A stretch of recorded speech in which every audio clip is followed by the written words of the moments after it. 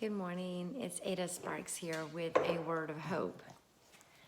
You know, I'm not really sure why I'm so heavily focused on Mary and Martha this week, but this morning I was in prayer and I was talking to the Lord about something, and I was, honestly, I was just a big hot mess, just doing one of those ugly cries. Which, that's just a good place to, ugly cries when you're talking to the Lord. And I was just telling the Lord, this is an impossible situation that I'm bringing to you. It's just impossible. And I realized that, God.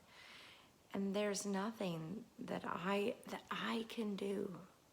There's nothing that I can do.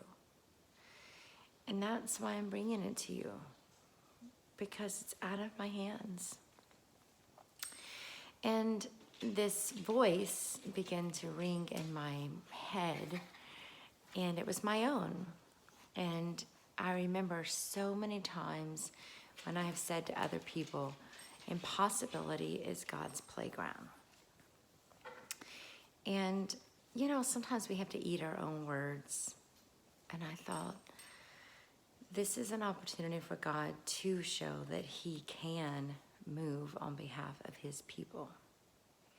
But what's frustrating is when we are in the middle of that playground and it feels like He's not doing anything. You ever feel that way? I felt that way this morning. And I remembered when Martha and Mary felt that way, when their brother was sick. And they had sent for Jesus, and they were like, Jesus, our brother is sick. We really need you to come.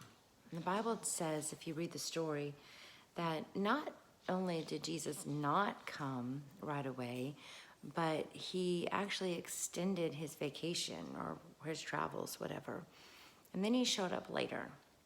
And when He finally got there, both of them, both Mary and Martha, looked at Him and they said, if only you would have been here, my brother would not have died. They both said that to Him. They had not lost their faith. They had not lost their faith in Jesus. They just were struggling with the fact that Jesus had not worked on their behalf.